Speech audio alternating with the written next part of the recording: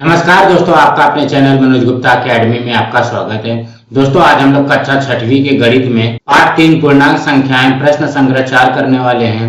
दोस्तों, अभी तक आप लोगों ने इस चैनल को सब्सक्राइब नहीं किया तो प्लीज सब्सक्राइब और चैनल लाइक कीजिए और अपने फ्रेंड्स के साथ शेयर कीजिए। दोस्तों, बाकी विषय के भी प्रश्नोत्तर के वीडियो बना करके अपलोड किया गया है, उसका लिंक आपको डिस्क्रिप्शन बॉक्स में दिया गया है, आप लोग वहां पर जाकर के देख। तो आइए अब हम चालू करते हैं प्रश्न संग्रह 4। ये है पाठ 3 पूर्णांक संख्याएं। अब यहाँ पे देखो, यह मैंने समझा इस तरीके से लिखा गया है। तो जो है हमारे पास प्राकृतिक संख्याएं, पूर्ण संख्याएं, पूर्णांक संख्याएं, ये होती क्या है। तो यहाँ पे देखो, मेरी 6ठी कक्षा मेरे विद्यालय का भाग है। मेरा विद्यालय मेरे गांव में है। मेरा गांव तहसील में है। तहसील जिले का और जिला महाराष्ट्र राज्य का एक भाग है।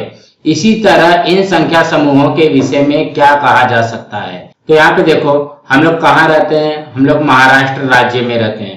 महाराष्ट्र राज्य के अंदर क्या बनेगा, महाराष्ट्र राज्य के अंदर क्या आएगा, जिला आएगा। जिला के अंदर क्या आएगा, जिला के अंदर आएगा हमारा तहसील। तहसील के अंदर हमारा क्या है, हमारा गांव है। गांव के अंदर क्या है, हमारी स्कूल है। इस तरीके से है।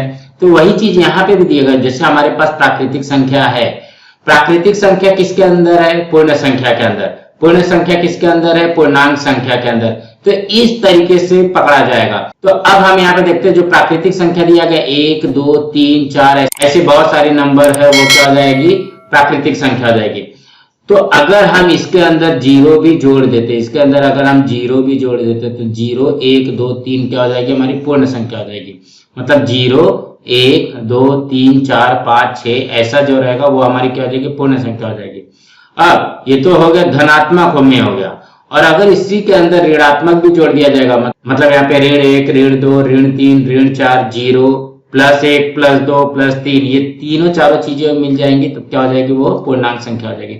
इस तरीके से हमको समझ करके चलना है। तो अब हम लोग करते हैं प्रश्न संग्रह 4। उसमें से पहले प्रश्न में दिया गया है, निम्नलिखित संख्याओं का ऋणात्मक तथा धनात्मक संख्याओं में वर्गीकरण करो। मतलब यहाँ पे जो संख्या दी गई है उसका हमको ऋण संख्या और धन संख्या में वर्गीकरण करना है, अलग अलग करना है। तो हम यहाँ पे लिखते हैं ऋण 5। तो ऋण 5 को हम कहाँ लिखेंगे, ऋणात्मक संख्या में लिखेंगे। तो यहाँ पे हमने लिख दिया ऋण 5। उसके बाद में धन 4 दिया गया, तो वो कहाँ पे आ जाएगा, धनात्मक में आ जाएगा, धन 4। उसके बाद में यहाँ पे है ऋण 2, यहाँ पे ऋणात्मक संख्या में आएगी। उसके बाद में 7 सिर्फ दिया गया है तो वो धनात्मक संख्या में आएगा। +26 दिया गया है तो वो धनात्मक संख्या में आएगी। ऋण 49 दिया गया है तो वो ऋणात्मक संख्या में आएगी। फिर ऋण 37 दिया गया है तो वो ऋणात्मक में आएगी। फिर 19 दिया गया है तो यहाँ पे कुछ भी चिन्ह नहीं है तो वो धनात्मक में आएगा। फिर -25 दिया गया है तो ये ऋणात्मक में आ जाएगा। फिर धन 8 दिया गया है तो ये धनात्मक में आएगी। फिर सिर्फ 5 दिया गया है तो वो भी धनात्मक में आएगा। फिर यहाँ पे ऋण 4 दिया गया है तो ये ऋणात्मक संख्या में आएगी। फिर ऋण 12 दिया गया है तो ये ऋणात्मक संख्या में आएगा। उसके बाद में 27 दिया गया है तो ये यहाँ पे आ जाएगा 27, यहाँ पे कॉमा लगा दो।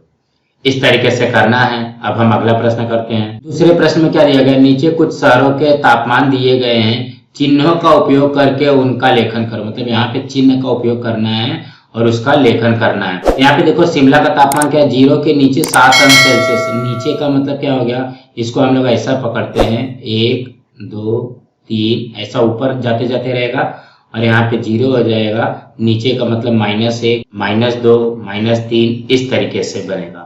तो हम लोग इसको इस तरीके से लिखेंगे। अब यहाँ पे हमको लिखना पड़ेगा सही चिन्ह सहित तापमान। यहाँ पे शिमला 0 अंश के नीचे 7 अंश सेल्सियस। तो जब नीचे रहेगा तो नीचे में क्या आ जाएगा, माइनस में आएगा। इसको हम लिखेंगे -7 अंश सेल्सियस। अब क्या, 0 के नीचे 12 अंश सेल्सियस, तो ये भी आएगा -12 अंश सेल्सियस।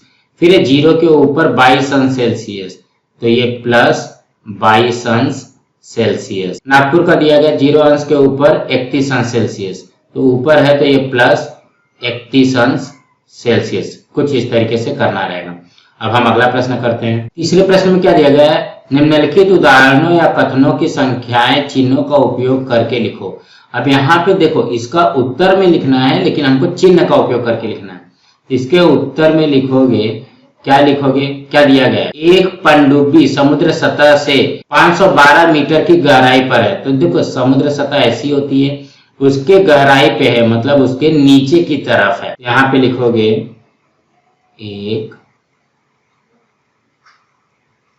पनडुब्बी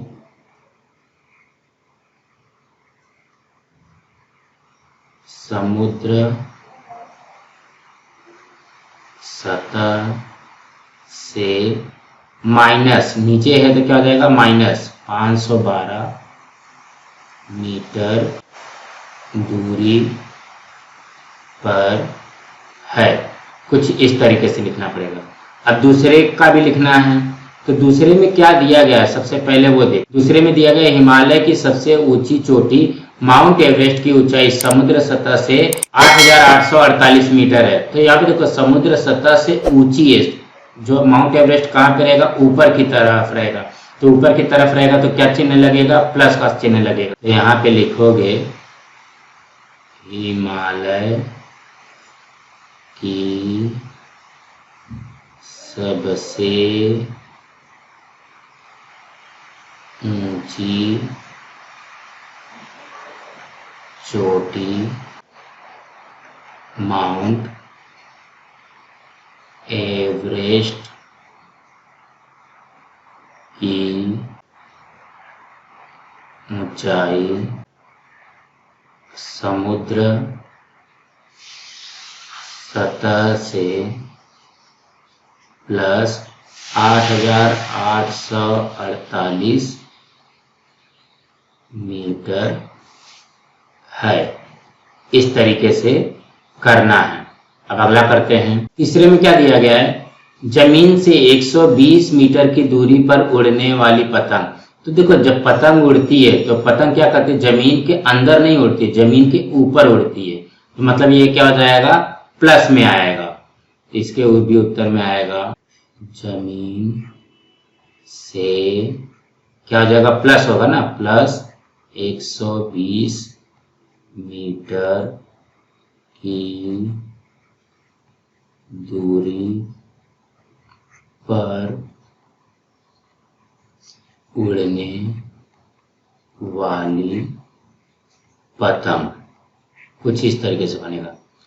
अब चौथे में क्या दिया गया, एक सुरंग जमीन के नीचे 2 मीटर की गहराई पर है। तो देखो जमीन के नीचे बोला गया है, जब जमीन के नीचे बोला जाएगा तो क्या लगाओगे, माइनस लग जाएगा। तो इसके भी उत्तर में आएगा एक सुरंग जमीन से -2 मीटर दूरी पर है। इस तरीके से करना है। तो दोस्तों आज हमारा यहाँ पे प्रश्न संग्रह 4 कंप्लीट हुआ। दोस्तों आप लोगों को ये वीडियो कैसा लगा आप लोग कमेंट बॉक्स पे जरूर लिख करके बताइए, और इस वीडियो को ज्यादा से ज्यादा लाइक कीजिए, अपने फ्रेंड्स के साथ शेयर कीजिए ताकि उनको भी प्रश्न संग्रह 4 मिल सके, और इस चैनल को सब्सक्राइब कीजिए। नमस्कार दोस्तों।